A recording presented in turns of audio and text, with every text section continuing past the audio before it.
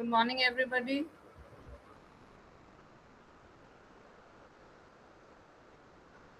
Good morning, ma'am. Good morning. Good morning. So, I'm just sharing my screen.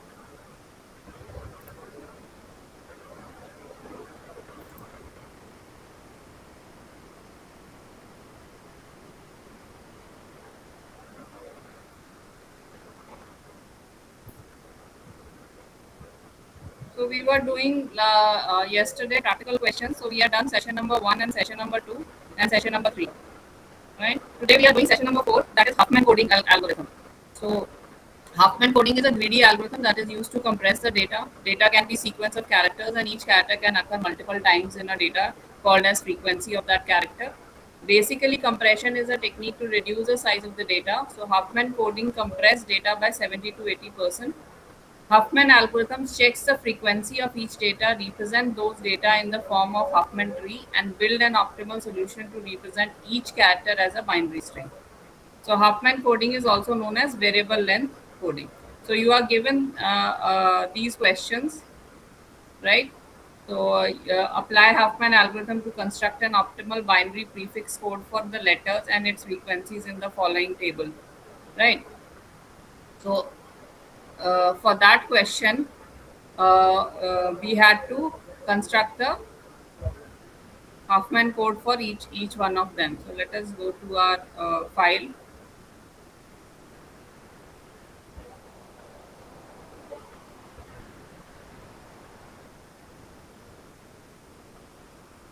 I think I'm question number four. Have to see.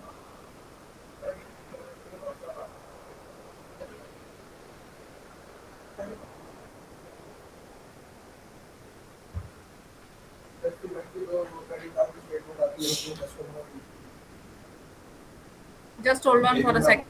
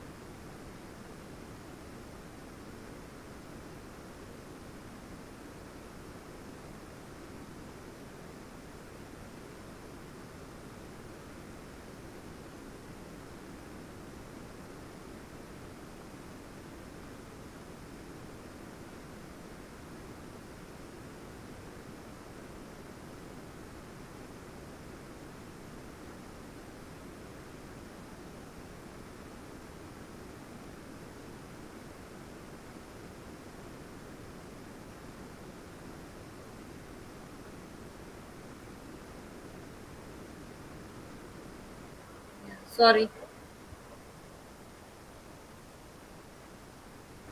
sorry for the disturbance. So we were talking about Huffman coding scheme, right? So if you remember, we had done Huffman coding scheme in our session. I'm just going to that only.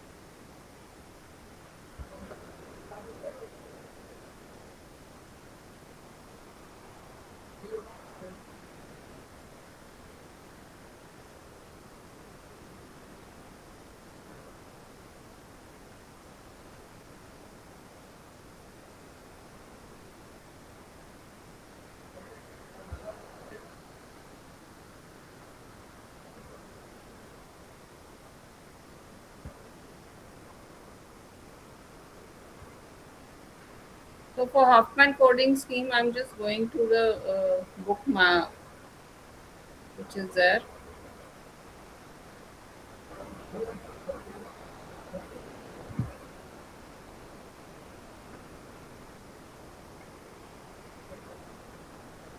This one. So in Huffman coding scheme, what we have to do is we have to find out we have to prefix the code accordingly. So here, like here,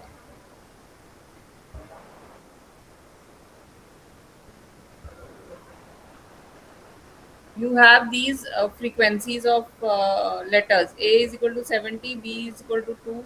These are the frequencies. How many times in the code or in your message the letters or characters are coming? These are the frequencies, right? So we have to build a min priority queue based on the frequency, right? Initially, PQ contains 6 nodes like this, 6 letters, and each node represents the root of tree with single node and requires 5 merges to build a tree. So if we have to do such kind of a thing, right? I'm just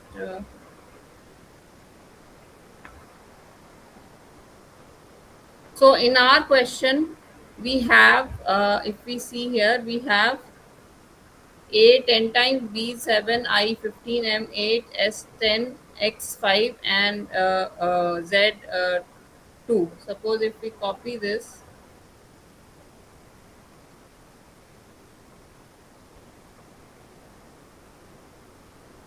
these are the frequencies which we have now.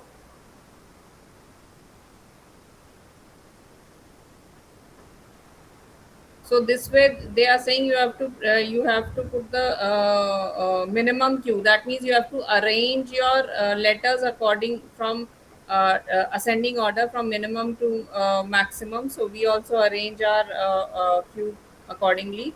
So our letters will be, if we take a table here,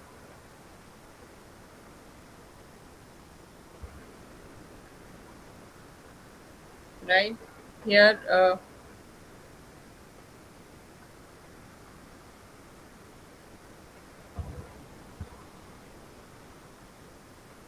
right, we have A, we have B, we have I, we have M, X, M, S, right?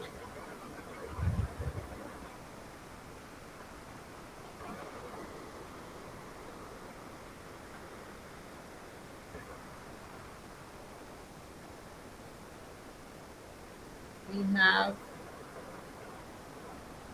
X and Z, right? And the frequencies are 10, 7, 15, 8, 10, 5, and 2, right? So these are your frequencies. Now we have to arrange it in ascending order, right? Min queue. So to create a min queue, the first alphabet which has the minimum is Z. So Z is having the minimum frequency. After that, it is X, right? X is having 5. After that, it is B, having 7 as the frequency. And after that, it is M only, which is 8. After that, 10 it is. So you have two alphabets. One is A, sorry. One is A, which is 10. The other is S, which is 10. And the last one is I, which is 15. Right? So this is the min queue we have created from in an ascending order, like they have created here from minimum to the maximum. So our question had these frequencies. So we have created the min queue. right? Now we have to we have to see, like here you have to b as 2, e as 3, so you will keep it as x and y here, and z will be the sum of this, right? Extract two minimum node x and y from pq, add internal z having the frequency 2 3. So your pq will become like that. So if you have to do that, right? So in our case, we have two nodes. So here we are just inserting shapes, right? We have here, this is z, which is 2,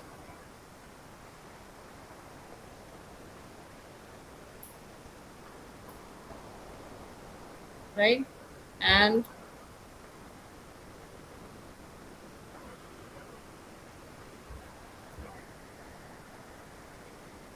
the other one is x, which is 5. So remember that on the right side you will keep the higher one, and the sum of this will become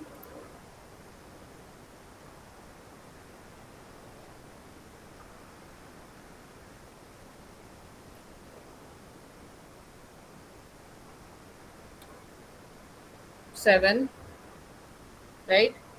So 7 is your portion here. If you sum both the things, so 7 will be the thing. So you have combined it like this,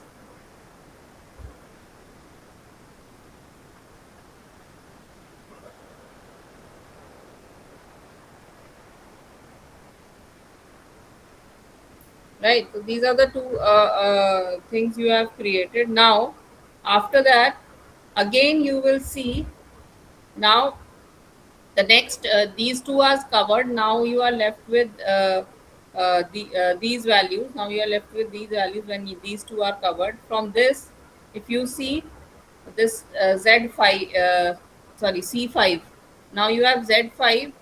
So these two are already covered. Now you have c5. So c5, you are keeping it here. This is also 5, this is also 5, so you are keeping it here, and you combine them, sum them. So we also have to do the same way. So now in our I'm not making it into one. I'm not making again and again the table. I'm just giving you an example. Right now you have the next part is, suppose next part is 7. So again here also 7, and the next one will also be 7. So we are keeping it here, right? This is all, this is b7, right? So again we combine both of them, and the result will be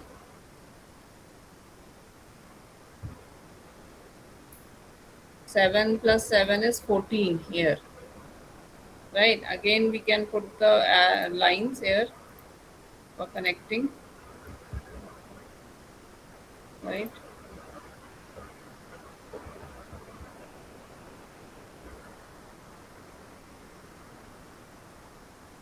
Right, so we have put the lines here. So this way you keep on we are just keeping on constructing.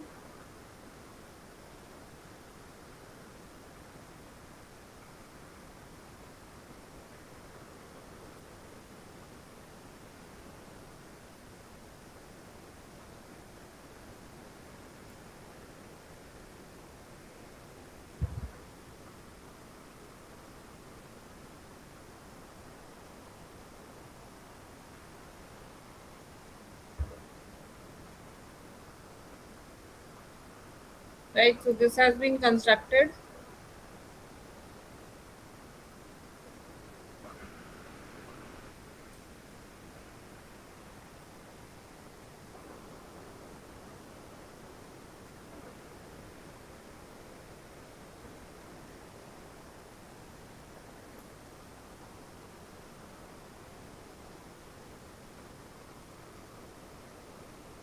right? Now we again next value which is there after this is 8.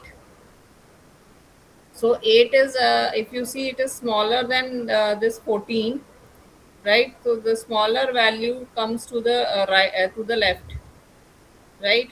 So we have to keep according to that only. Now if we have to make it,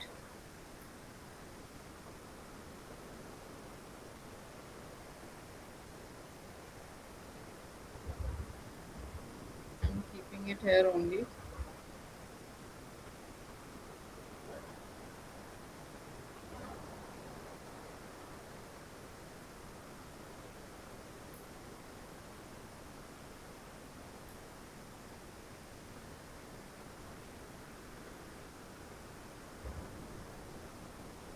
So again, now what we have to do is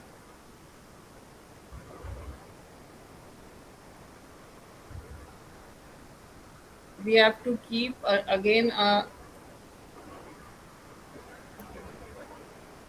this, right, towards the left of 14, which is M8, right? M8 is there. Now 14 plus 8 you have to do, right? 14 plus 8 will bring you what?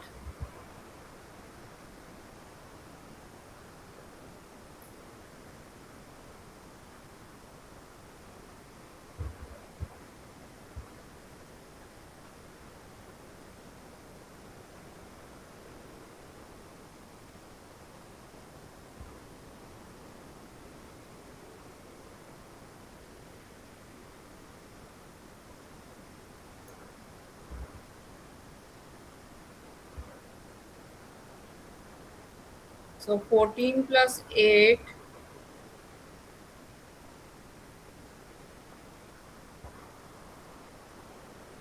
here I am putting it, is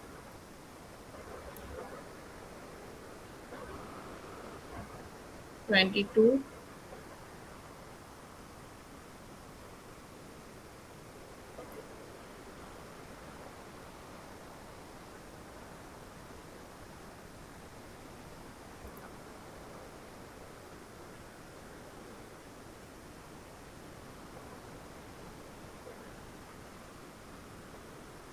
right? So this is there.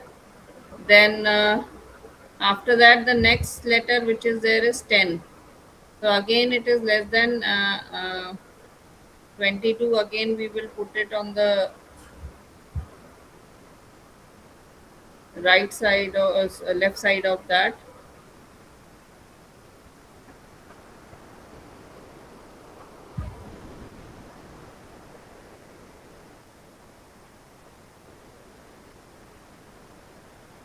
like this.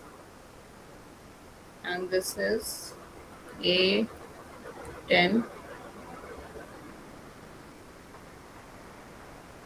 right? Again, your lines will come.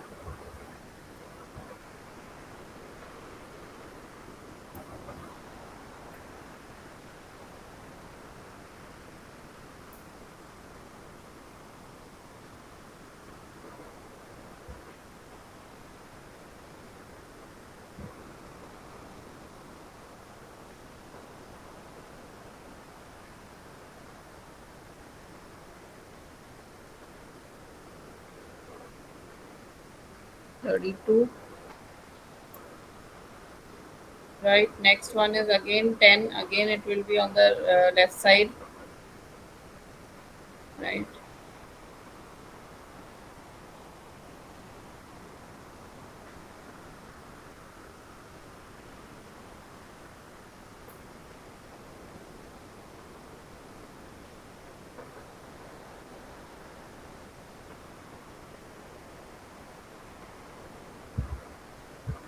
I'm just bringing it a little down.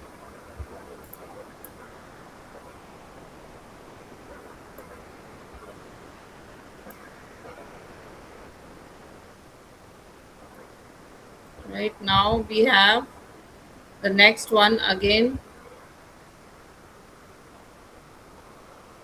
S10,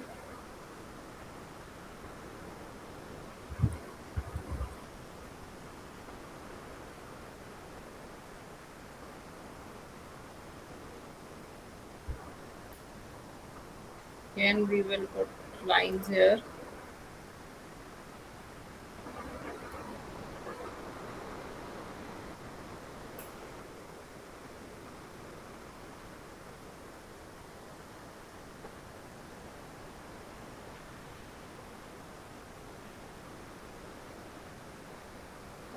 And sum of this is 42. And the last one is I. Again, it will be on the left side of this,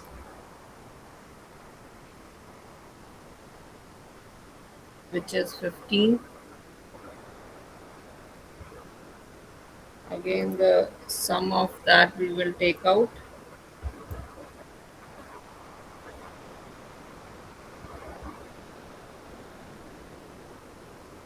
7.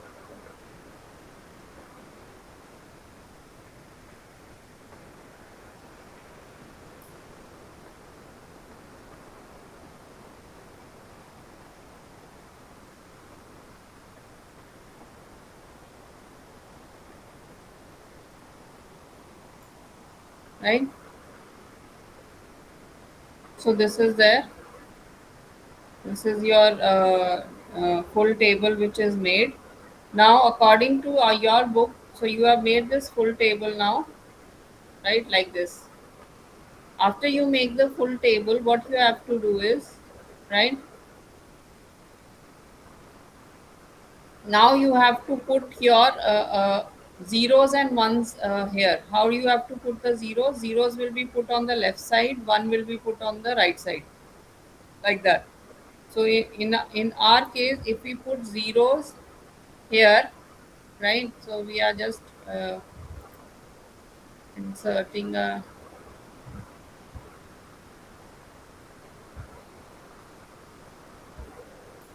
text box here,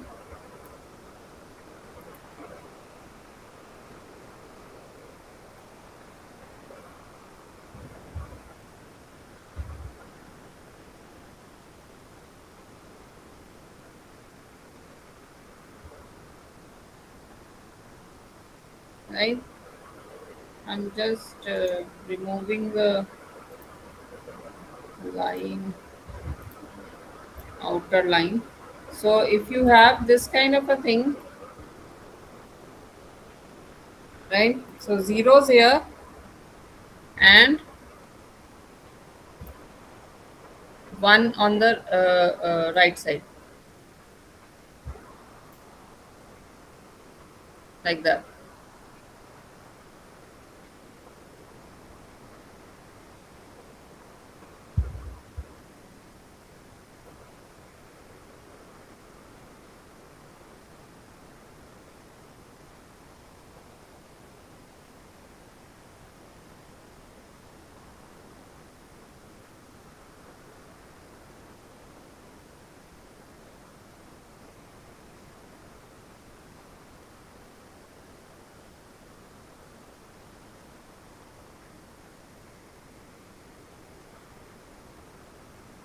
0 here, 1 here,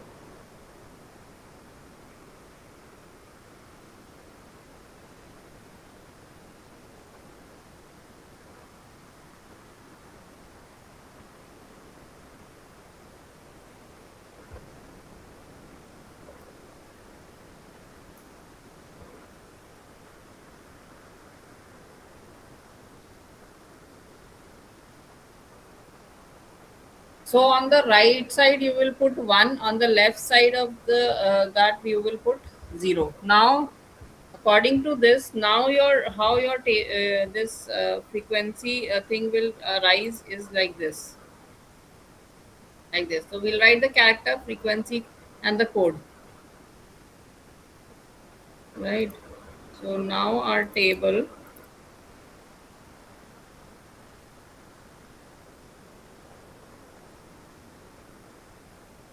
right? So you have character, its frequency, and here we will write the code, right? I'm just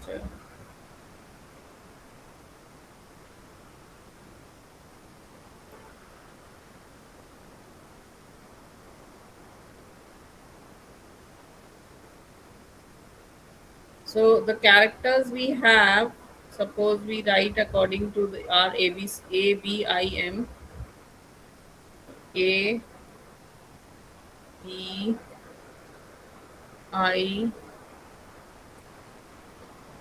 M, then S and X.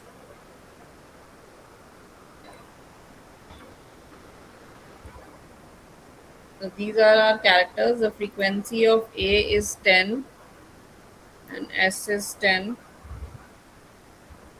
Okay. 7 and 15, B and I, 7 and 15. M is 8, X is 5.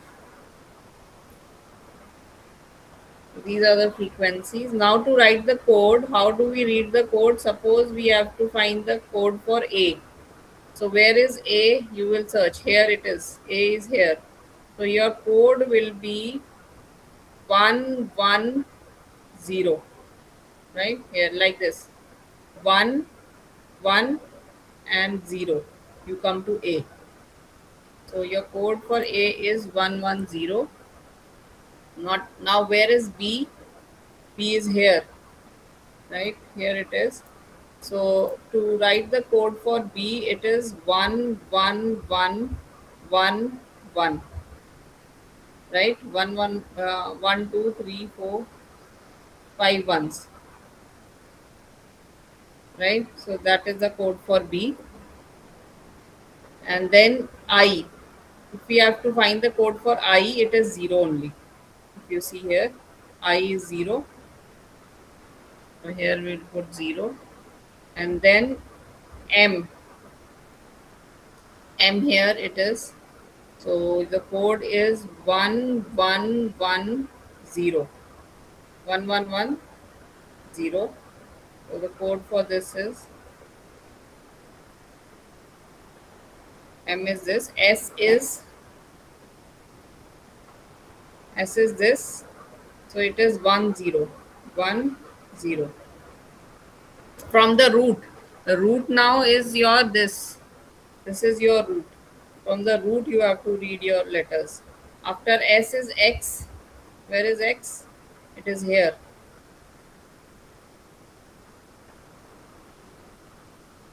Okay, there was another letter also, I am not written that. That is Z. Z is also there.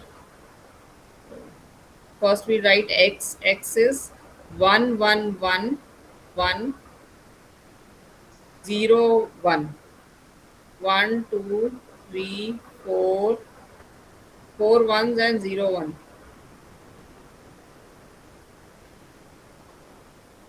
Right, and then the last one is Z. Now Z is again 1111 0 0. So 1 2 3 4.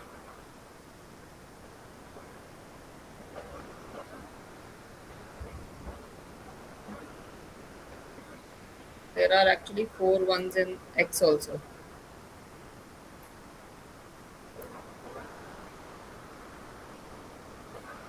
So 1111 0 0.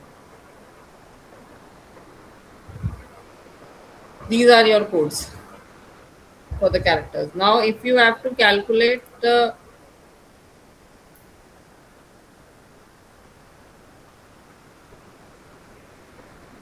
if you have to calculate this total bit per character, right?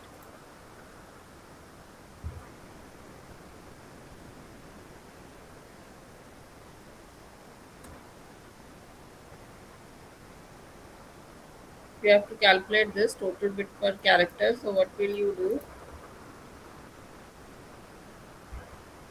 Right? So you are taking a 7-bit code. If you're taking a 7-bit code,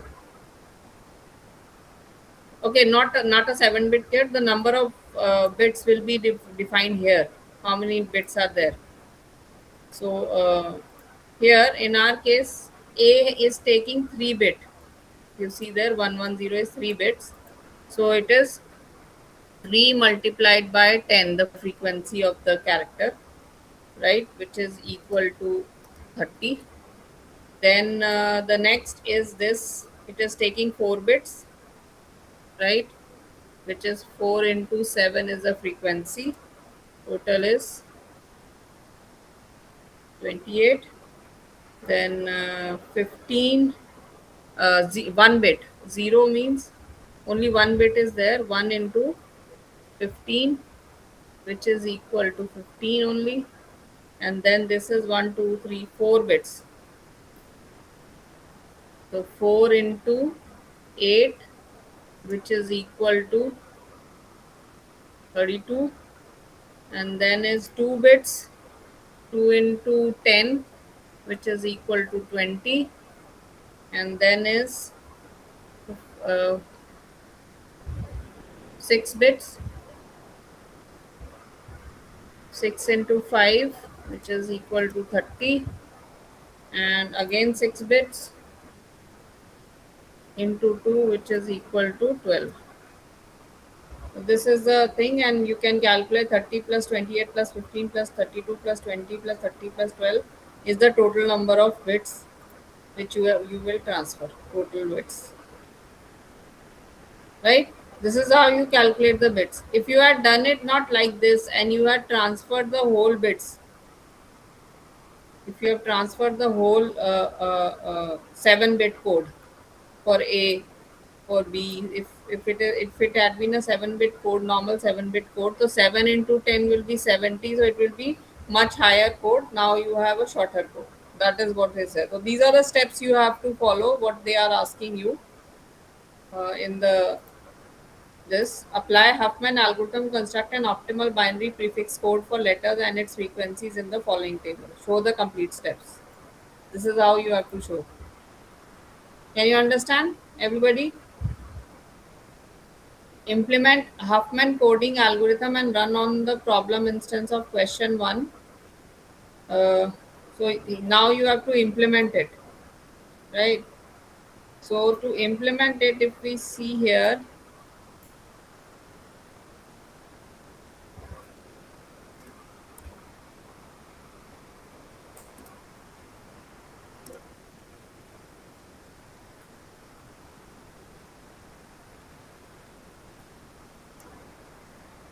I don't know, in C it should be implemented, or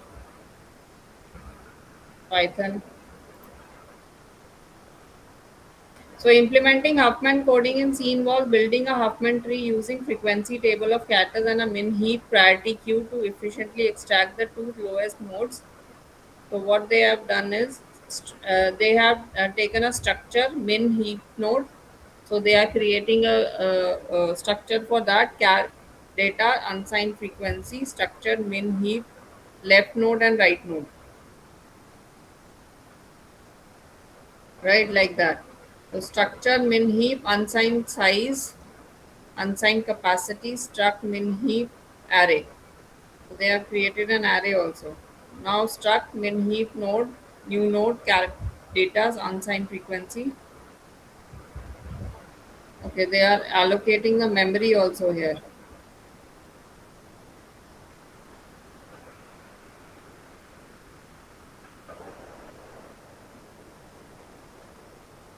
They are putting data is temp data is equal to data and temp frequency is equal to frequency. Left and right node according to that they are doing.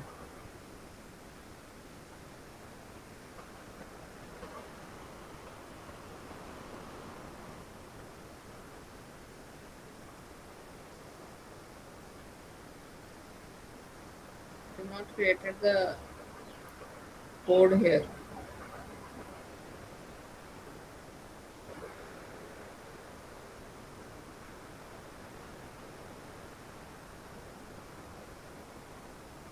So like this they have created the codes. This is the alphabets and these are the frequencies, and the size of these arrays is put here. Huffman code ARR frequency and size are passed to this Huffman code. Where is Huffman code?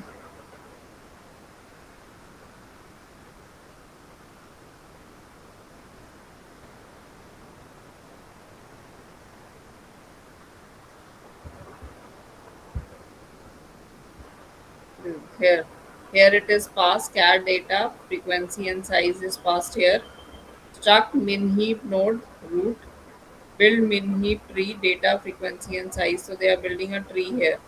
So they are calling this Huffman tree data frequency and size by calling this structure.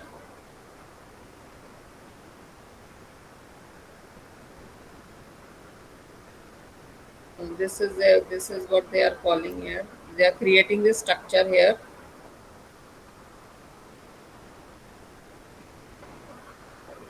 So here they are passing in this.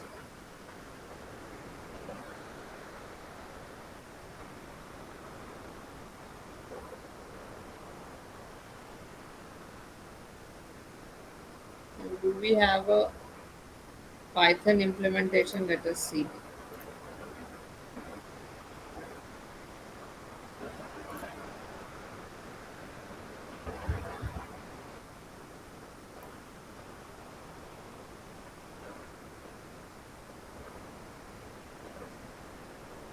In this they are importing heapq. You already have a package here, heapq, from collections import counter, right? Class node, they are creating a class def init self char frequency. So we are initializing in a constructor, you can say, constructor of the class self dot char is equal to char self dot frequency equal to frequency, self left dot left is equal to null, self dot right is equal to null. This they have initialized in the constructor. Def lt self other return self dot frequency, enable comparison for heap queue based on frequency. So return self dot frequency is less than other dot frequency. Def build Huffman tree, frequency is equal to counter text count frequency of each character. So this is counter from collections they have imported the counter, so this will count the frequency. Create a leaf node for each character and add to min heap. Heap is equal to node char frequency, right? This class char frequency for char frequency in frequency dot items heap q dot heapify heap. So this will create a leaf node for each character and add to min heap. Now step 3, iterate until only the root node remains. While length of heap is greater than 1, extract the two nodes with the lowest frequency. So node 1 is equal to heap q dot heap pop heap. Node 1 and node 2 heap q dot heap pop heap. So what you are doing is the you have to first you are here you are creating the leaf node for each character and you are adding it to min heap in your minimum heap, and then you are extracting the first two nodes. Heap pop means to take out the nodes, so you are extracting the two nodes from in node 1 and node 2 from the min heap. Then merge the node, so you are merging here none comma node 1 dot frequency plus node 2 dot frequency. So you are merging here, you are adding the two nodes frequencies. Merge dot left you are putting node 1 and merge dot right you are putting node 2, right? And the merged one will be this. Then heap q dot heap push heap merged. So add the new node back into the heap. Now you are adding that. You are first taking out the first two nodes, right, from the heap queue, the lowest, which have the lowest frequencies, and then you are adding them, and that will be your merge node. And then on the left node you will have node 1, and the right node you will have node 2, and you will merge. You will push means putting inside the heap. Your merged one you will put inside the heap. Now return heap 0, the root node. So root node will be this, your merged one. Def generate code, node current node is equal to nil, codes. If node is none, return. If leaf node, store the final code. If node is dot character is not none, code none dot char is equal to current code. So generate codes, node dot left, current node plus 0, codes, generate codes, node dot right, current. So on the left side you are putting 0, on the right side you are putting 1. That is what they are doing here in the generate codes here, right? And in Huffman encode text, if not text, you are passing the text here, right, in this function. If not text, return nil or none. Root is equal to build Huffman tree text. Then you will call this Huffman tree text, this function here, and it will count the frequency and put the heaps accordingly in a min queue, and then start making that heap, right? And code is equal to generate codes, and after you have built the Huffman tree of the text, then you are creating the codes by putting 0 and 1, 0 on the left side, 1 on the right side, and then encoded text is equal to nil dot join codes char for char in text. Now return encoded text comma root.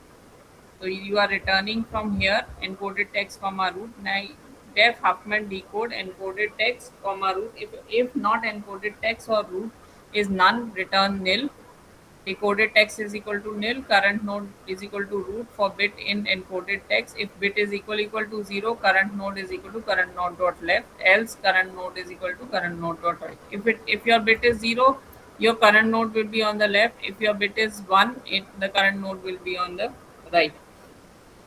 So if current node dot char is not none, decoded text plus is equal to current node dot char, current node is equal to root. So reset to the root for next character, return decoded text. So here they are putting input text is equal to Huffman coding in Python. This is your text, right? Encoded dot tree, encoded comma tree is equal to Huffman encode input text, right? So you are passing this Huffman coding in Python into this function Huffman encode input text, and decoded is equal to Huffman decode encoded text. So they have also added decoded one also. They are decoding also that text. Once you encode it, then you are decoding also. But decoding is not required here. We are just concerned with encoding.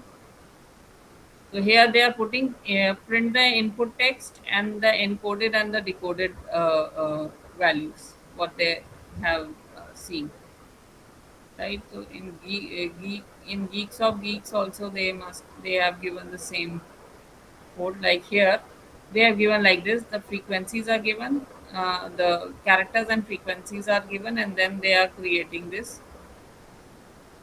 code for them, like that. The same thing is there, only the we are just making encoding thing is there, the decoding part is not there. So you can go for this implementation also, right? So the time complexity is on log n for this Huffman encoding, what they are saying, right? So these are the this kind of a thing. This same thing will work for other questions also. If you have, sorry. Implement Huffman coding algorithm, run on the problem instance of question 1. What is an optimal binary tree in Huffman code for the following set of frequencies? Again, this is given, right? So the same implementation, if you are doing it in Python, the same implementation will this implementation will work for other questions also, right? You can give this frequencies.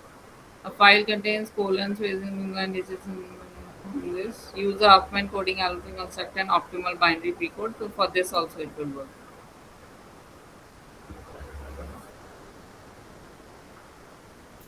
right? Any doubts in Huffman coding class? For both the things, this code will work Ma'am, for all the questions. Yes, we can implement either in C or Python, right?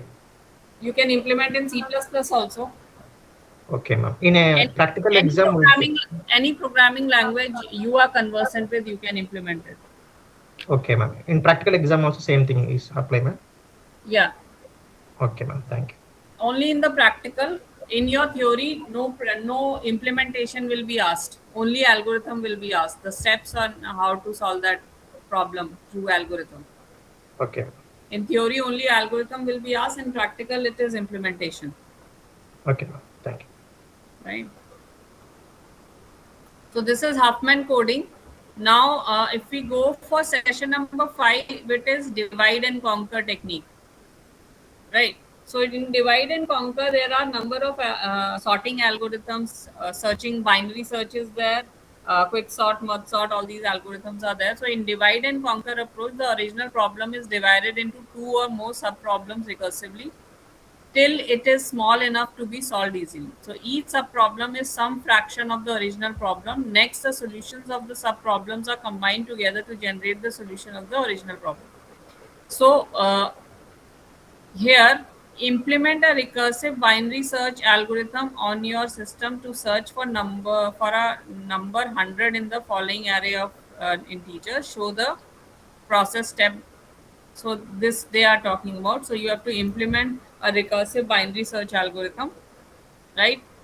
For a number 100 in the, so yeah, these are the list of numbers, and you have to search the number 100 in the list. That is what they have asked. I don't know. Bubble sort is there.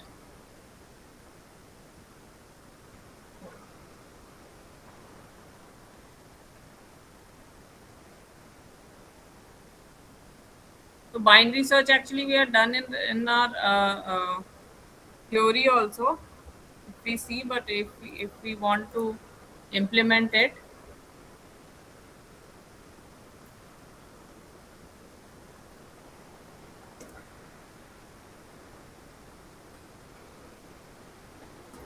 now you can implement it in C, or you can implement it in Python or C++, whichever language you are conversant with, you can do that.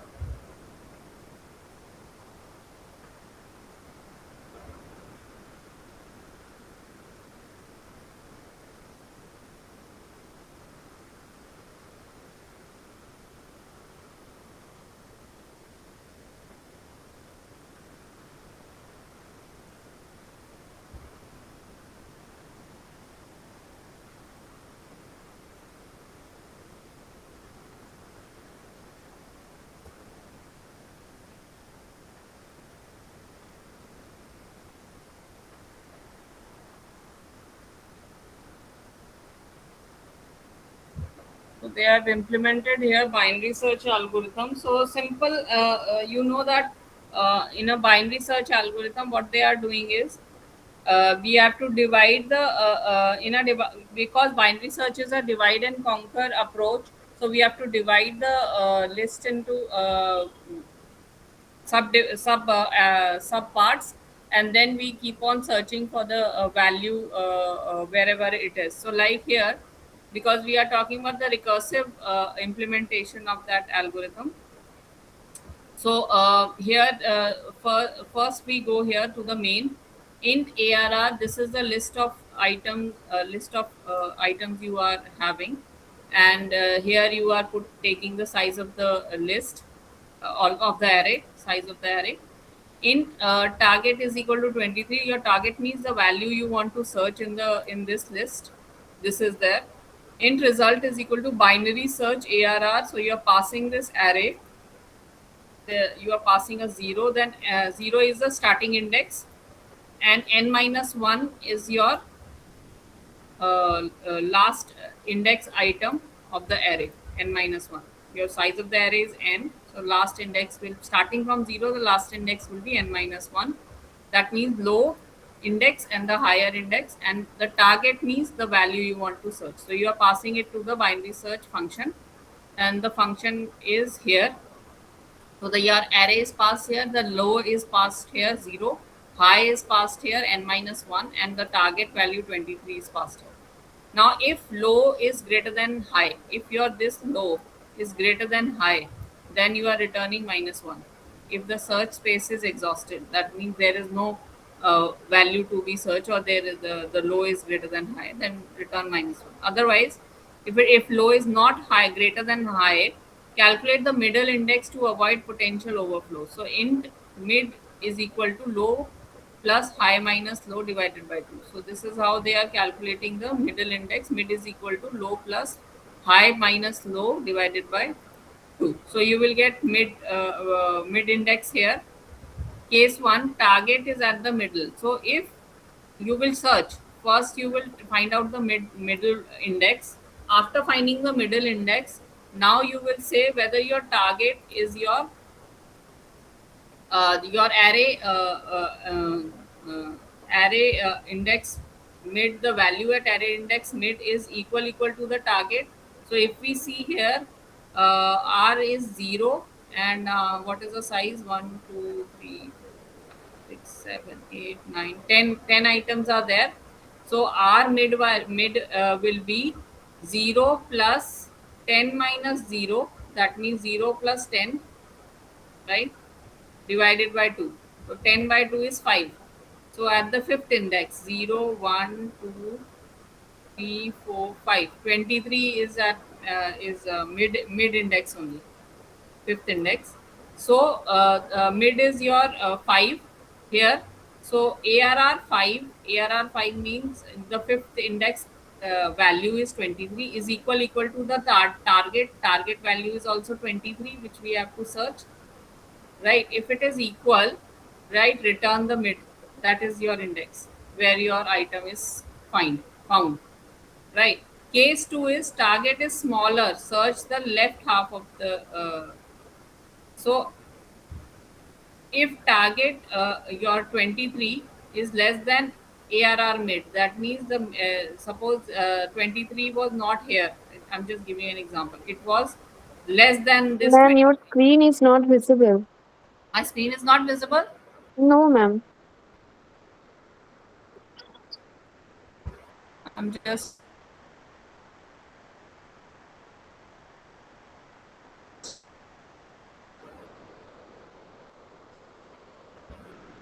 is it visible now?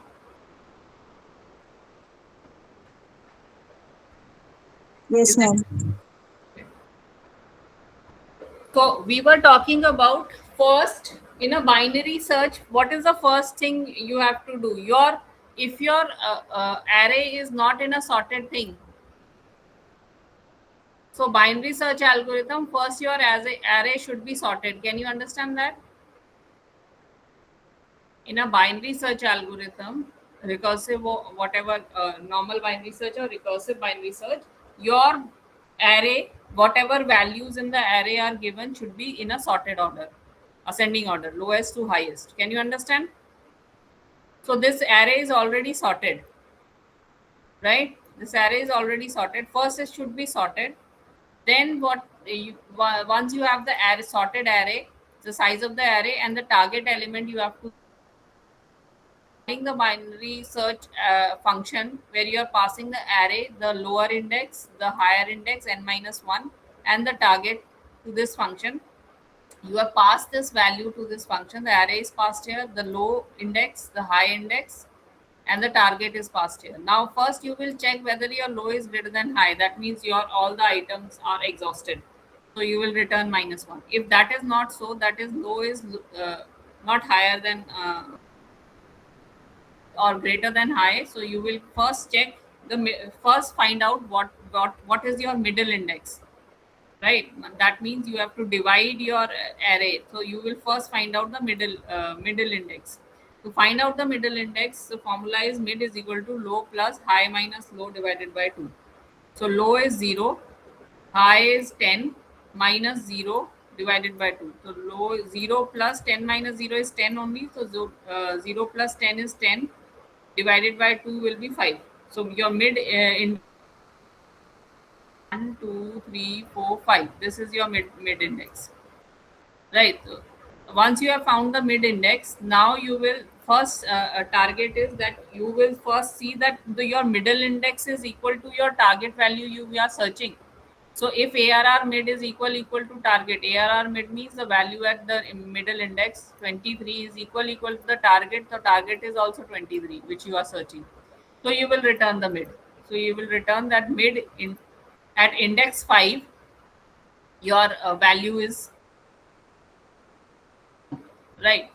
Case 2, suppose your target was not this 23, your target was 12. I'm just giving you an example. So if target is less than ARR mid, so now you will say your mid is at fifth index and the value at fifth index is 23 and the target was 12. So 12 is less than 23, yes. So then you have to return binary search ARR low mid minus 1 target. So now what do you do? Now what you will do according to the array, again you will recursively call the function where you are passing the low only, but your high, because now mid up to the mid value on the left hand side of that mid you have to search. So your mid value will be your high, right? Or you can say the less than the mid value. So mid value up to here will be the high and low will be this. So 0th index and mid minus 1. 5 minus 1 will be your high index. So you have done that and the target value you are searching. Again, you are calling the low is greater than high, it will return minus 1. Again, it will find out the mid value now. So now your lower index is 0, higher index is 4.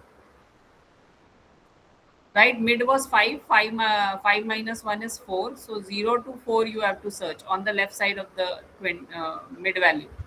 So now 0 plus 4 minus 0 will be 4 only. 4 divided by 2 is 2. So that means 0, 1, 2. This is your mid value, right? The index 2 is, the value is 8 there. Now you will check. Suppose it was 12.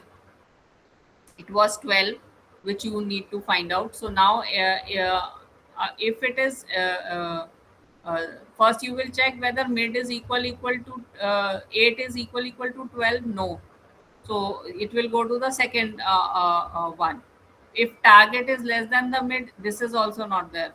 So so what will it go now? It will return binary search ARR mid plus 1 high and target. So now what will happen? Now your value is not less than this. Target is not less than 8. Target is more than 8. It is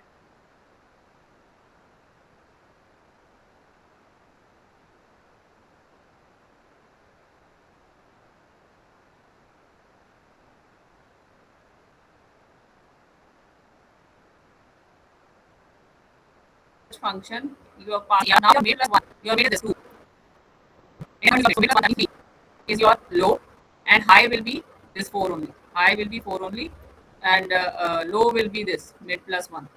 So second index low was your high. Sorry, was your mid. So mid plus 1, that is 3 is your low and high is your 4, right? And target is again 12 you are searching. I'm just giving you an example. Again, it will check whether low is greater than high. No. It will find out the mid. Now the mid is equal to, it is 3 plus 4 minus 3. So 3 plus 4 minus 3 is 3 plus 1. Right? 3 plus 1 is 4 divided by 2 is 2.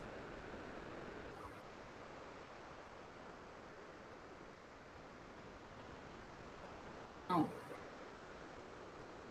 3 plus 4 minus 3. 4 minus 3 is 1. Low 3 plus 1, 4. 4 divided by 2 is 2. How can it come 2?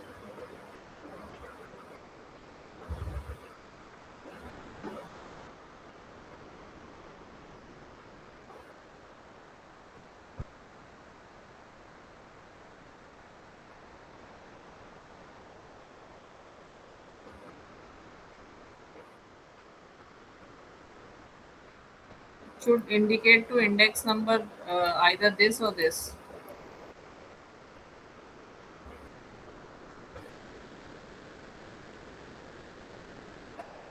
Okay. So here also you will check whether if suppose the mid element is this only. Now again it will check whether ARR mid is equal to the target. So yes, 12 is equal to the target.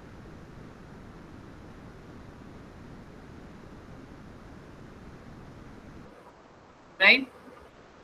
So after you have you will your result will be this put in this result. So either whatever mid value according to this we have to search 23. So 23 is at index 5. So in result it will be returned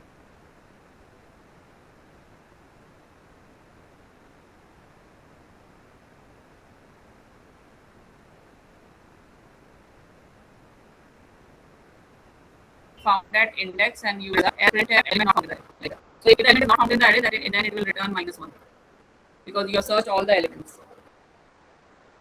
Sorry, you were not able to find it. Can you understand? Class, and the complexity is O log n for this.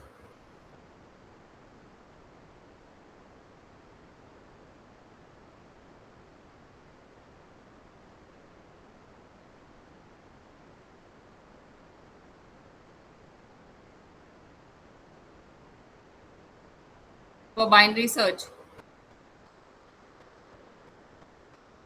list, and you have to search 100 in this, right? Suppose that we are required to search among 512 million items in a list using binary search algorithm. What is the maximum number of search or coming to the conclusion that the item is not found in the list? So they are asking you if you 512 million items are there, then how many maximum searches you have to you are doing here. So how many searches will it require? 512 only, or more than that?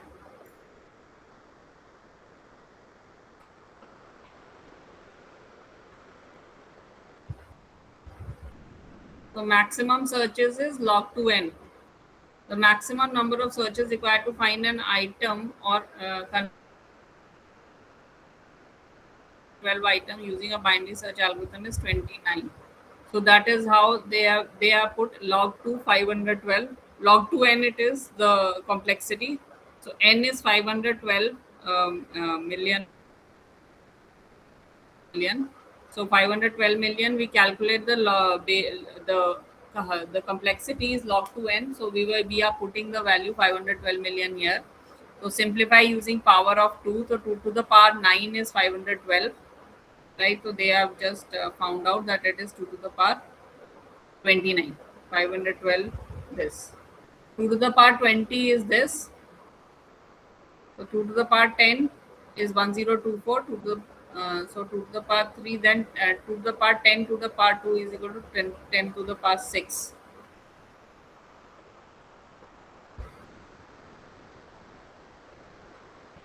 Okay, they have divided it. 2 to the power 9 is 512 and 2 to the power 20 is this million, right? So 2 to the power 29. So that means 29. Final calculation is 29 actually. If you see here, you can also go for the logbook also. The exact rounding up the value, it will give you 20. Maximum searches is 29. So basically what you are doing is, if we say here,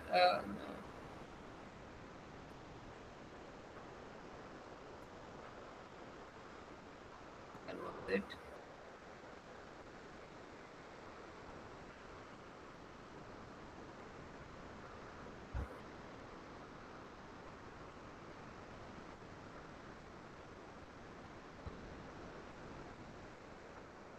So this is your algorithm they have defined also here. So O log n is the time complexity. You have to log 2n, you have to put it here only. And you can find the number of searches 512, that is 2 to the power 29, 512 million. Implement merge sort algorithm to sort the following list, show the process step by step. So here it is, they are asking you to sort the item. So this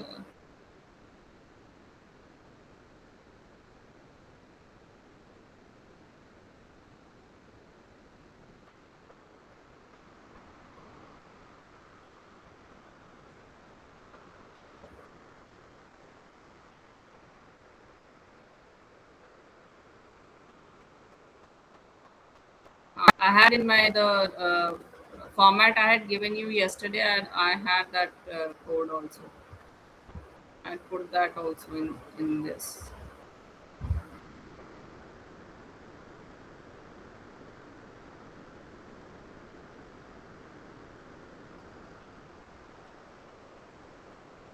So here was the binary search. We had taken that. I have given that. The yesterday in the group I had shared the file. You have all the things there. You can go for that. And here I have given that also. So we are talking about now merge sort. So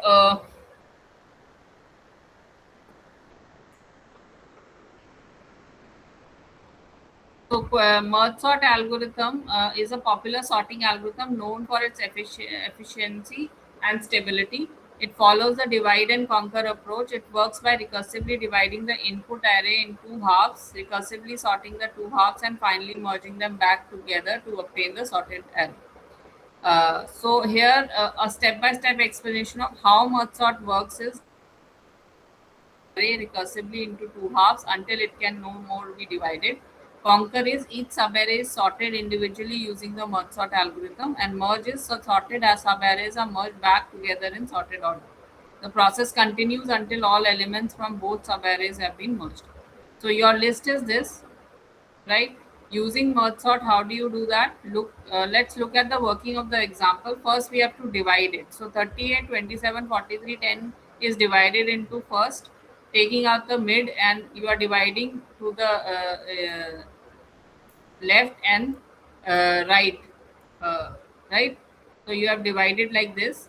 Then you further divide this left subarray also and right subarray also. So left subarray is divided into 38 and 27, and right subarray is divided into 43 and 10. Single. Right. Now conquer. Now you 38 is already sorted, 27 is sorted because there is only one element left when you have divided. So now you merge it. So merge 38 and 27 to get 27 and 38. 27 will come first and 38 will come later. Then merge 43 and 10. So 10 will come first and 43 will come later. Then you are merging both of them.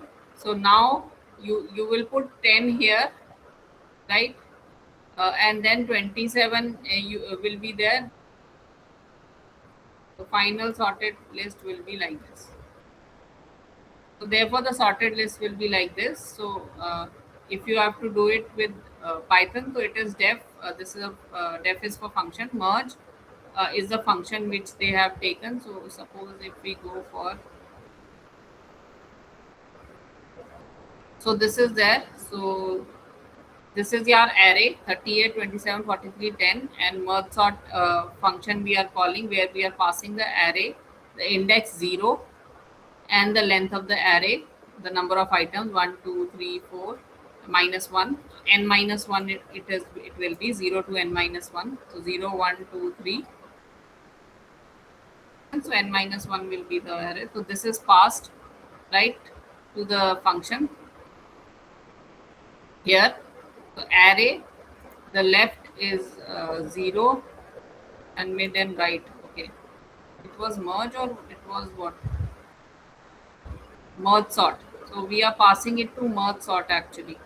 This array is passed here, left and right, the zeroth index and right index.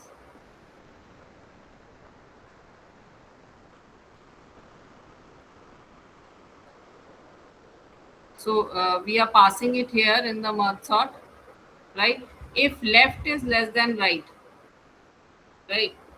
If your left, that means the zeroth index is less than the right, then mid is equal to left plus right divided by 2. This is integer division. That means we do not want a decimal point quotient.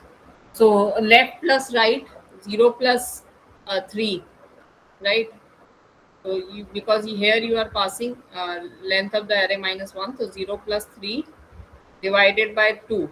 So 0 plus 3 is 3, 3 divided by 2 is 1. So your mid index will be this 1th index 0 1, right? So mid value you have found. Now merge sort ARR left and mid. So one of again you are calling the merge sort, and this time your array is array and the left is left and mid up to mid is your one array. So you have divided this up to mid here. So if you see here, so this is your mid index. So your 0th index and mid index will be one this, and the leftovers will be the other list.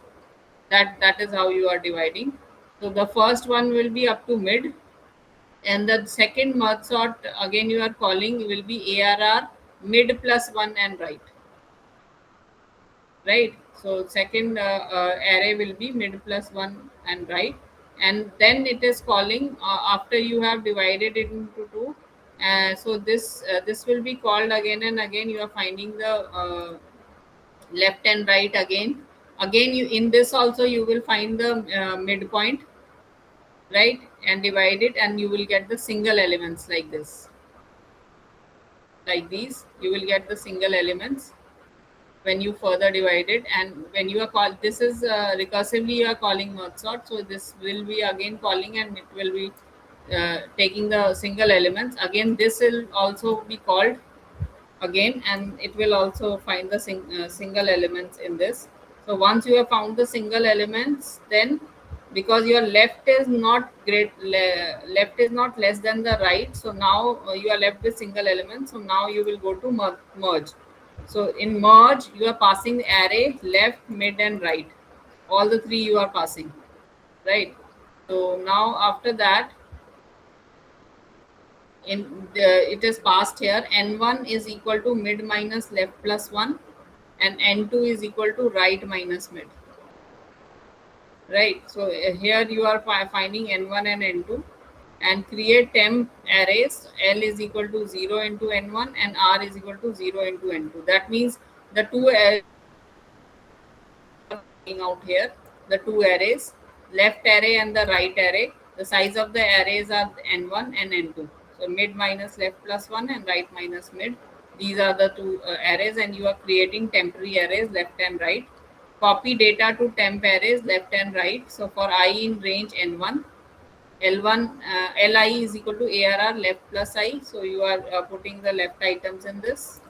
And for J in range N2, Rj is equal to ARR mid plus 1 plus J. And the other right items are put in the R. Left items are put here, right items are put here. I is equal to 0, J is equal to 0, K is equal to left. Merge the two temp arrays back. So so while I is less than N1 and J is less than N2, if Li is less than equal to Rj, ARRK is equal to Li, I plus you are incrementing I. So what they are doing is they are checking if Li is less than equal to Rj. You are putting that value in the array, right? Array index K, right? So you are putting that into array. You have initialized K to left, right? So you are putting that into the array. Otherwise, you are incrementing I here. Else, if it is not if it is not less than this, then you are putting R into that, into the array, and you are incrementing J. And then once it is going on, and then you will increment K. After that, after if, you will also increment K also. So next index item will be put here. So it will keep on checking the items in the left array and the right array, which is smaller, that will be put in the index, right, one by one. That is how the remaining elements of L, if there are any, while I is less than N1, ARR K is equal to Li, I plus 1 and K plus is equal to 1. So you are incrementing, and you are putting any leftover elements which are there of, and leftover elements of R also. Right, this is what you have done in your merge sort. So when you come here, your sorted list will be here. Sorted, I'm saying sorted. It will sort the list accordingly, and for I in ARR, print I, so it will print the result according to this. Right, you can also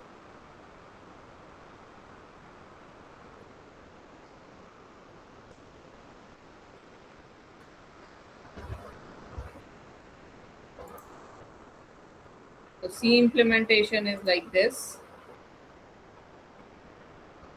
So here, this is what the C implementation is. Array is there. The size of the array you are passing to merge sort array with 0th index and n minus 1, right? So it is calling the merge sort, this function, passing array, the lower index and the left or right, you can say. If left is less than right, then mid is equal to L plus R minus L divided by 2. So you are finding the mid again with the same function merge sort. So you are now dividing your array into two parts, ARR LM and merge sort ARR M plus 1 R. So these are the two arrays, and then until you have single elements in both of them, they will be doing this, finding the middle element, because you are recursively calling this. So it will be finding the middle elements until single elements are left. After that, it will merge the array, right? So after merging, right, so merge will here it is merging it. So if you see array and the right array, two arrays you are taking, n1 will be the left array number of items, and n2 will be the size of the right array. So now you are putting the values in the right array and the left array, right? So that is how they have put the same code they have written in C only. The logic of the program will be the same, only the syntax is different of writing each programming language. The logic is same. That is what they have done, and same way you will get the result, and then you are printing the array, sorted array after merge sort. This is what is there. Right? Any doubts in merge sort? Then they are saying implement quicksort algorithm on your machine of elements. So here they are talking about quicksort. Now in quicksort, this is your list of items, right? So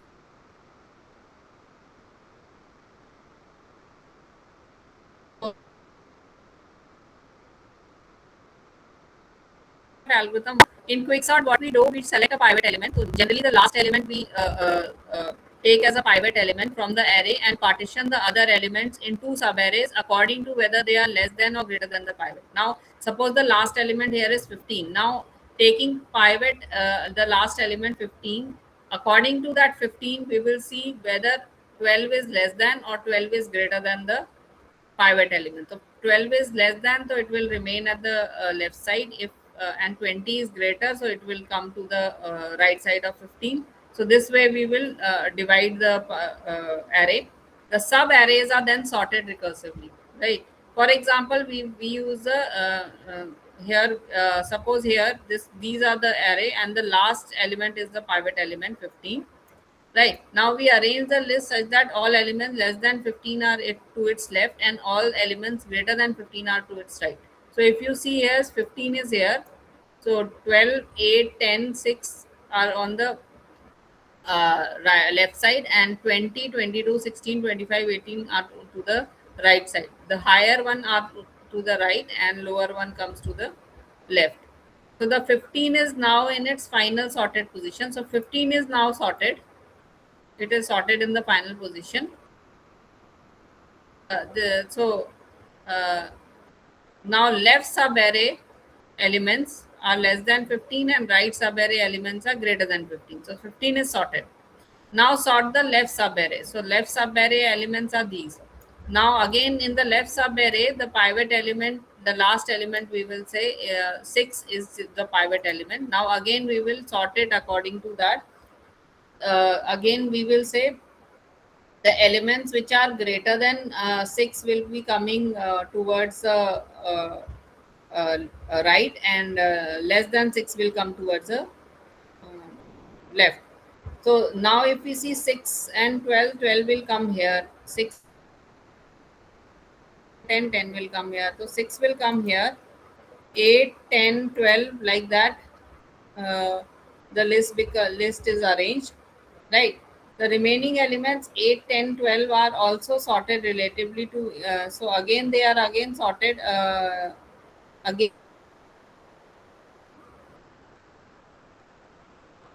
So this is so now the complete left side is main is sorted here, right? The left side is sorted. Now to the right side of the subarray. Now here again 18, the last element we are taking as the pivot element. Now left will be smaller, to the right will be higher. So a 16 come here, 18 is here, 20, 22, 25. The pivot 18 is in its final position. The remaining elements 16, 22, 25 are now subarrays that are either single elements or already sorted relative to each other with the context of this step. Now finalizing the subarray 16, these are also sorted.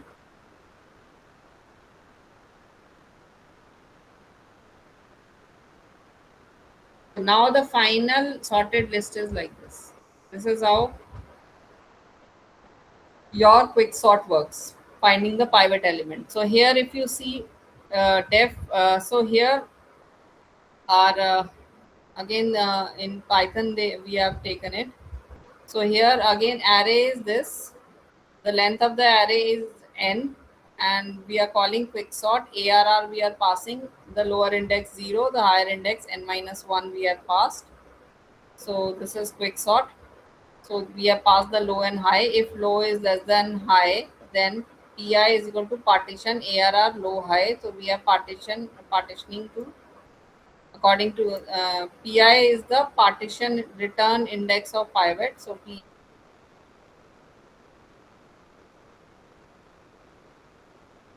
ARR low pi minus 1. So we are recursively calling this function. So first one will be ARR low pi minus 1 and quick sort ARR pi plus 1 high. So these are the two arrays according to the pivot element. Pi is the pivot element. According to that, we are sorting the array into two parts, partitioning them, right? So we are sorting them, right? So partition, what is partition doing? So ARR low high pivot is equal to ARR high. The highest, the last value, the highest value will be a pivot element, right? So I is equal to low minus 1, right? The right position of pivot found so far, right? Then for j in range low high, for if ARR j is less than pivot, then you are incrementing I and you are swapping ARR ij. So swap function, what it is doing is ARR I, ARR j is equal to ARR j is ARR I. So you are swapping the values ARR I and j to ARR j and I, right? You are swapped that. So that is what is happening here if ARR j is less than the pivot, right? And swap ARR I plus 1 high, return this. So again, move pivot after smaller elements and return its position. So again, you are calling this swap function and you are passing these values and you are swapping the values here. So that is how you are partitioning the your array. This is how they are partitioning and then they are calling this. You can also do this in C.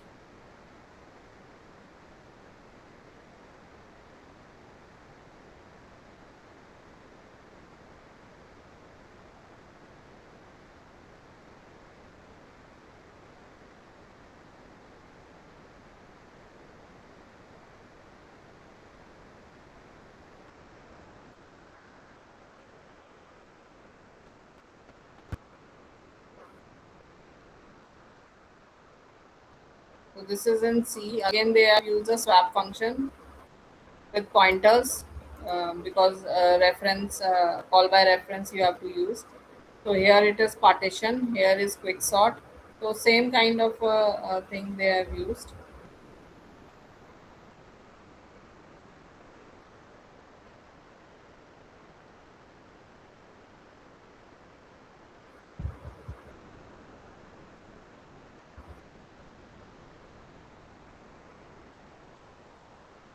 So here they have used vectors. So this is your vector array, and this is size of the array. Quick sort they are calling. So quick sort is here. They are passing. They are checking low is less than high. Then according to the pivot element, you are partitioning in pi. So you are passing, and then pivot is equal to ARR high. You are keeping the highest element as pivot. I is equal to low minus 1 and index of smaller element and indices, the right position of pivot found so far, right? Then traverse ARR low high and move all smaller elements on the left side. Elements on the low I are smaller after every iteration. So here you are moving all the smaller elements to the left side, right? Smaller elements and return its position, right? So you are moving the pivot element after the smaller elements. So this is how you are swapping the pivot element to the after the smaller element, right? So this is what is happening, and then your quick sort array will now become ARR low pi minus 1 and quick sort ARR pi plus 1 high. So your according to your pivot element, you have divided the left side and the right side elements, right?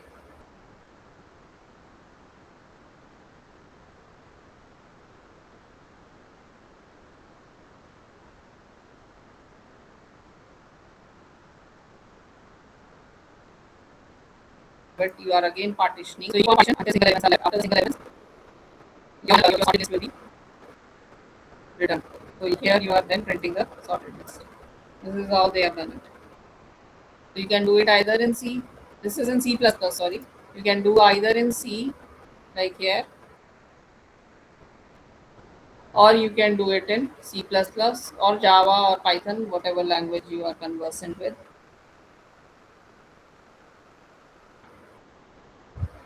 Then is Stratton's multiplication algorithm of two matrices A and B of n into n, where n is the power of 2. So Stratton's multiplication algorithm, so that is, I told you that there are formulas for Stratton's multiplication, but it is not actually used in anywhere because it is a long process. So the normal algorithm for multiplication is better than this because you have to remember the formula. So using Stratton's multiplication algorithm, the time consumption can be improved a little bit. Stratton matrix multiplication can be performed only on square matrices. Firstly, it can only be on square matrices where n is a power of 2. Order of both the matrices are n into n, right? Divide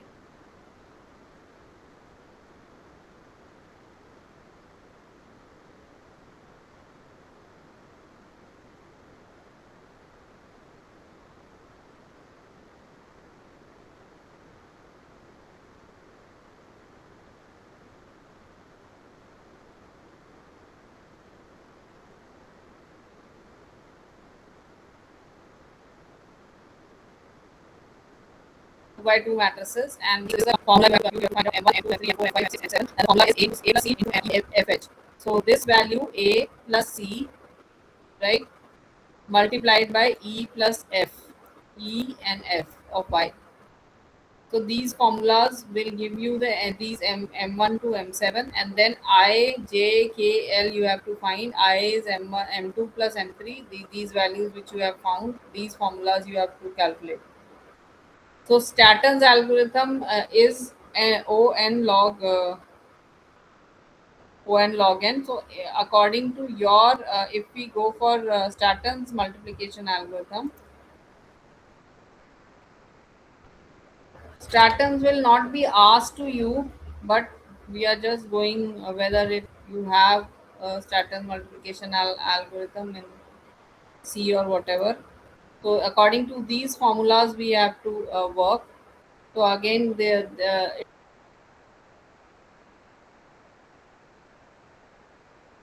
M3, M4, M5, M6, M7 we have to find out. So printf. So here we are inputting the values in the matrix A, and here we are inputting the values in matrix B. After that, we are 0 0 plus A11, right? Because if you see here, it is A11 plus A22, B11 plus B22. You have to multiply. So those values you are putting here, right? These with this formula, and then you are calculating C00 and C11 will be M1 plus M4 minus M5 plus M7, whatever value you get here, those values you are calculating, and after that you are printing your array. That is what Statton's algorithm is. So just the formulas, what index is give, what are the indices you have to add and multiply for M1, M2, M3, M4, whatever the formula is, and then you will get the final C matrix. Index number 1, first index, first 1 will be this formula, 1 2 will be this formula, 2 1 will be this, 2 2 will be this. So that's why generally Statton's algorithm just you should know, but it is generally not asked for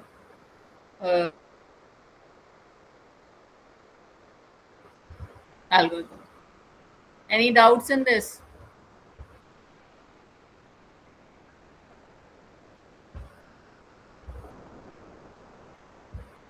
This stat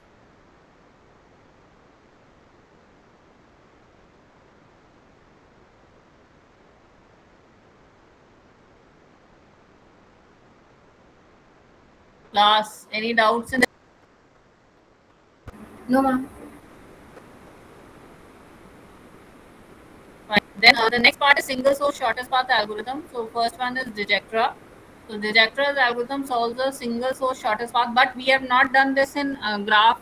We have not done still the graph theory in theory part, but I'm just giving you a example of that. When all so Dijkstra's algorithm solves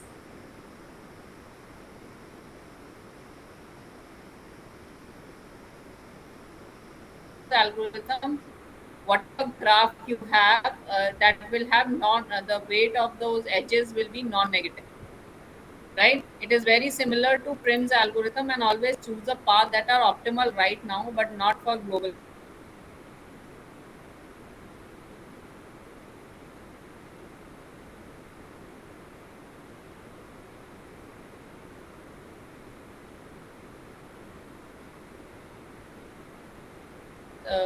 Finding the shortest path, like yeah, even if the algorithm find a single source shortest path algorithm from different sources to the rest of the nodes in the following graph and show all the intermediate processes. So they are saying find the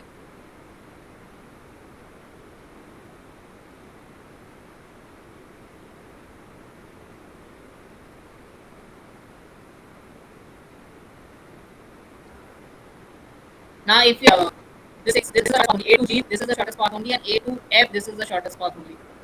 To the rest of the vertices, it is saying na. Now to go to C, the shortest path is this only, A to B to C. Right? There is no other alternate path. Now to go to D, either you can go now here you have to see A to G to D, which is giving you the shortest path. A to G is 4 plus 8, 12. And if you go from here, 6 is shorter. Up to now, this one is shorter, reaching D. And if you go from here, A to F, nahin, you cannot go to A to F because the arrow is moving towards this. So if you have to go from A to G to F, then to E, and then okay, you cannot go there.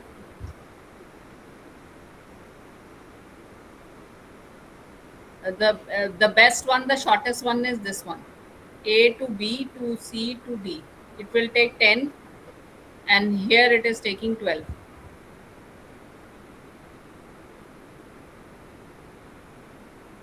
A to B to D. A to B to D. So 6 plus 4 is 10. So either you can take A to B to D, that is the shortest, or you can take A, B, C, D. That is also 10. Both are 10. Just an example I am saying. So these are the things.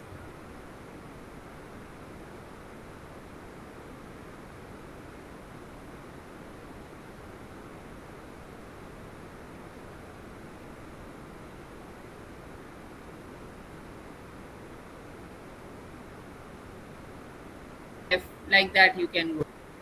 Or A, B, D, F. Say B, D, E. This is the shortest. Two other vertices they are talking about. I'm just giving an example. Again from B.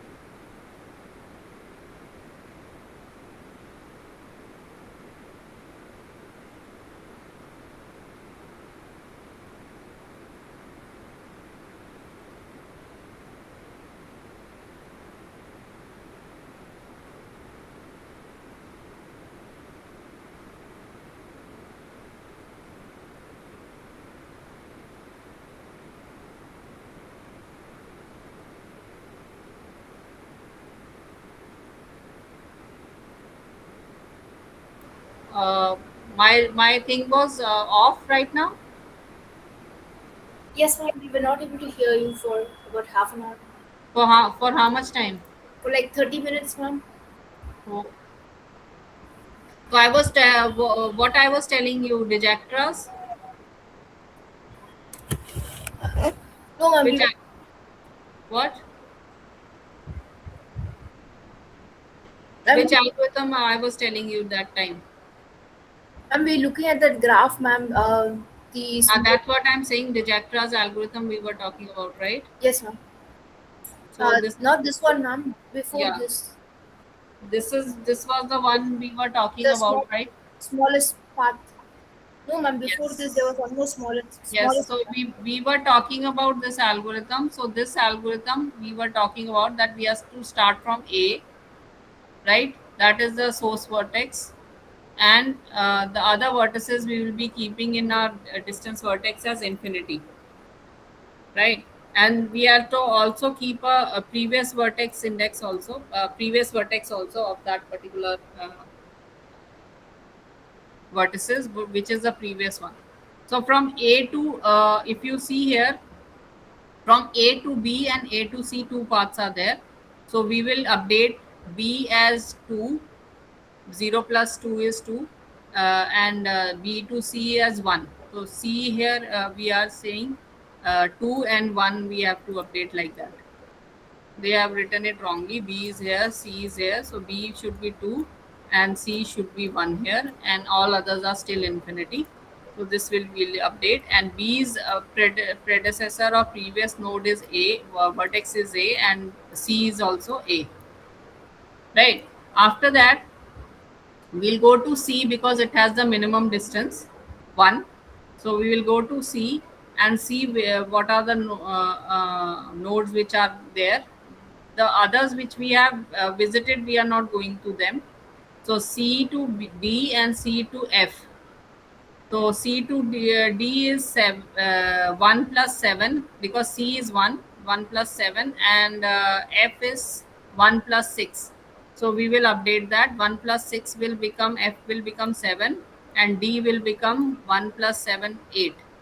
1 plus 6 is 7, that is F, and 1 plus 7 is 8, that is D.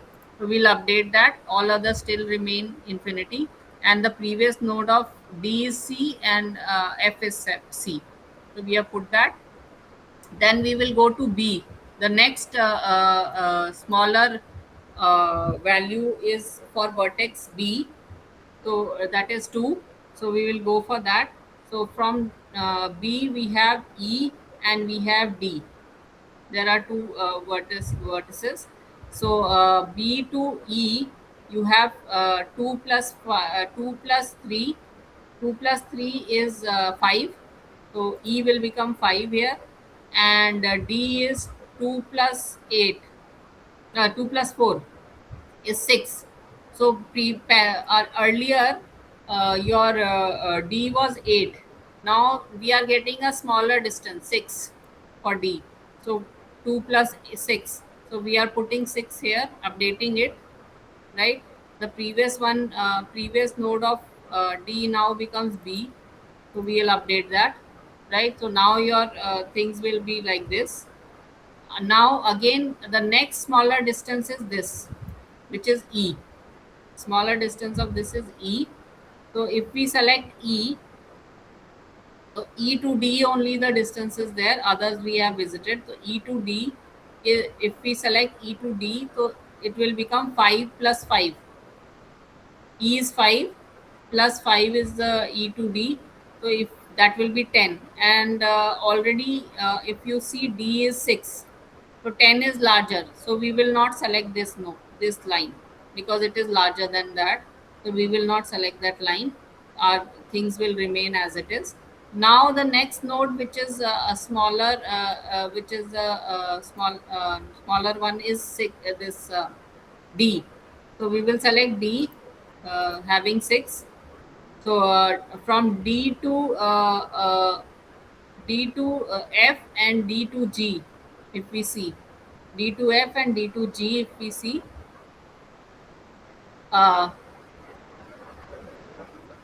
D to F is 9, is 6 plus 9, and D to G is 6 plus 2, 8, right? So 6 plus 2, 8. We will update G here. The previous node is D of G, and F is 6 plus 9, which will be 15. 15, and already if we see here F is 7, so we will not update that because 7 is smaller, 15 is higher, so we will not update that. It will remain the same. Now the next node, which is having the smaller value, is F. So we will select F here, and F, from F you can go to G, right? F to G is 7 plus 8. Yes, anybody is asking a question? So 7 plus 8 will be more value. Already G we are having 8 as the value, so we will not update this one. The final result will be this. These are the final result. And from A to G, if you have to reach, your distance for that will be A to B to D to G, 8. To reach to A to G, this is your final result. A to B to D to G, 8. Understood? Class? Understood how Digacta is working? Yes, ma'am. So the program we will do the next time, and the algorithm what we were talking about. There are other algorithms which are there in your graph theory. So once we will read the theory part of that, right? So we will go for the other portion of it. That is Floyd. You have other algorithm like Prim's, Kruskal's, right? Floyd. So those algorithms we will do. Then shortest path algorithm. So Dijaktra's, Prim's, Kruskal's. So we will talk about that. Minimum cost spanning tree, Prim's and Kruskal's. So when we will do the graph theory in theory session, after that we will talk about that. In the next session, we will do these questions on them later on. And then you have other things also, binomial coefficient and all that. So we will talk about in the next session when we will have the class. Right? Yes, ma'am. So go through the those who are part of the group on your WhatsApp. I have yesterday forwarded this file which I had yesterday, so you can go through that file also. Yeah, right. Yes, ma'am. And see what all programs you have completed, and you can practice them. Yes, ma'am. Anybody has any doubt?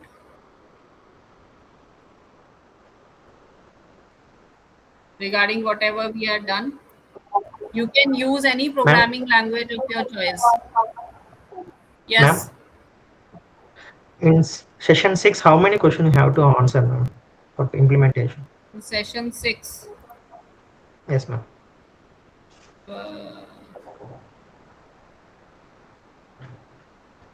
Single source shortest path algorithm.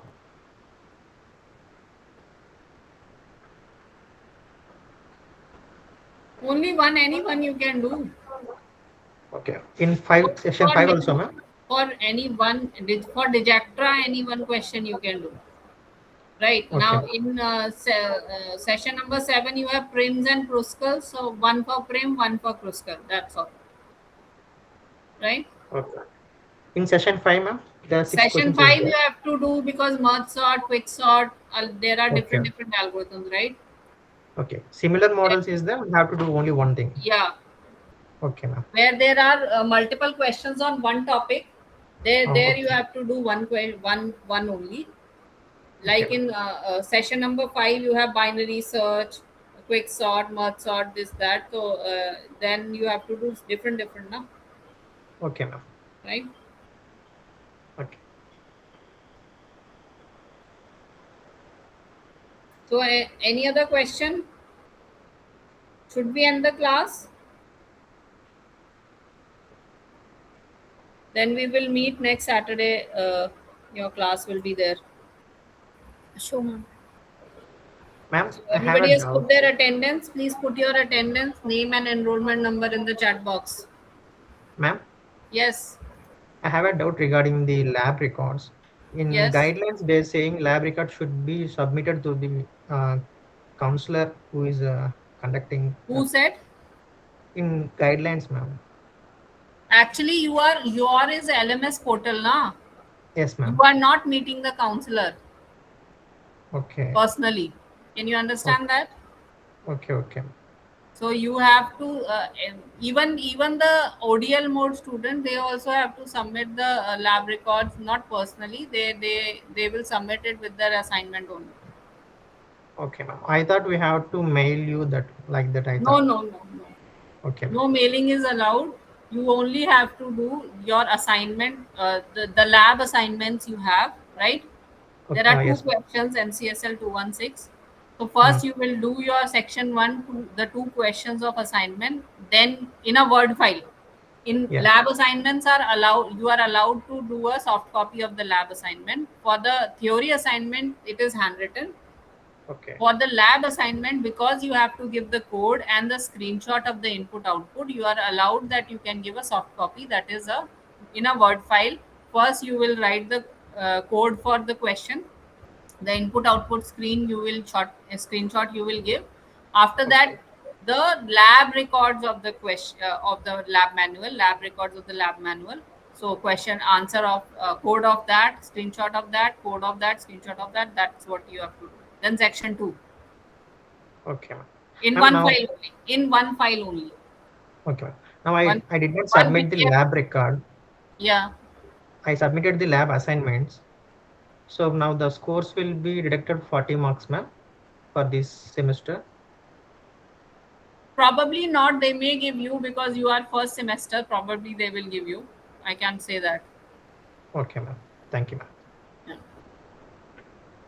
But generally, remember for the other semesters, your lab records have to be added with your practical, uh, your assignment, practical assignment.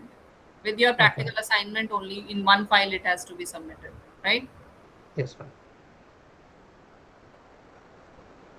Any other question? Everybody has given their attendance. Ma'am, I wanted to ask when will our Those who have assignment? just wait. Ma'am, Those who have given their attendance and because I was logged out by mistakenly, so kindly give again your attendance. Those who have not given. Yes, ma'am, Divya. What were you saying? ma'am, what is the Viva dates of these assignments? I can't say whether the Viva will be conducted or not, but whatever dates, whether it is conducted to the center or the regional center or whatever, will inform you through email like they inform you for the schedule of your counseling. Ma'am, Right? have you any idea? Is it before the exams or after that? I can't say whether they will conduct it. If they do not conduct, they will give you the marks accordingly for the Viva. If they conduct it, they will inform you. It will be before the exam only, not after the exam. Okay, ma'am. Thank you, ma'am. So everybody has given their attendance. Anybody is left? Ma'am, uh, Yes. ma'am, I'm saying that lab records are the means the questions that are given related to that whatever questions are there in the means from where we are studying that. Mm, MCSL huh, 216 is your lab 216. manual, right? Yes, Lab ma'am. study Yes, material. The yes. questions in the session wise questions are your lab records. Yeah, yeah. Oh, that questions we have to solve and we will Yes. r- And write on the I soft copy. told you that if you are asked a question like for Digectra, there are 2 3 questions. Yes, Or yes, for ma'am. True. knapsack problem, there are 2 3 questions. So only Yes, one yes. question to do. For lab record. Yes. Okay, okay, ma'am. Okay. Yes, yes. Thank you, ma'am. Welcome. So probably I don't know your dates of those who have not submitted the assignment, whether the date of the assignment will be extended or not. I have no idea. If it will be extended, then you can submit again. Okay.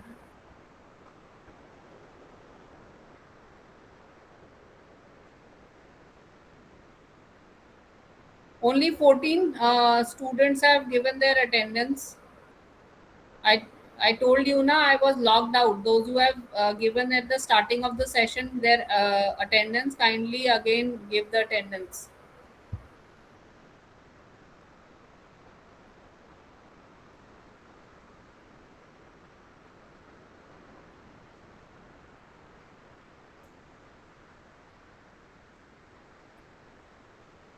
Anybody is left?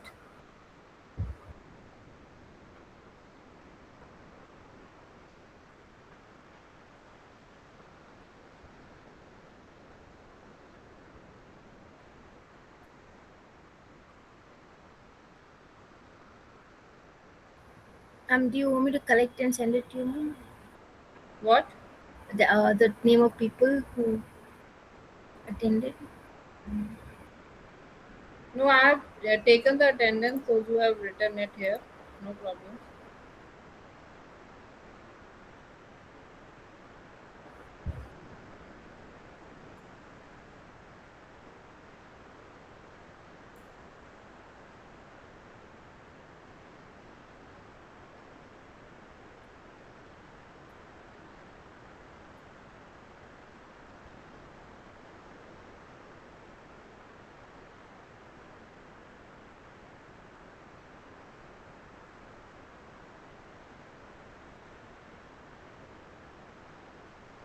Okay, then we'll meet in the next class, right?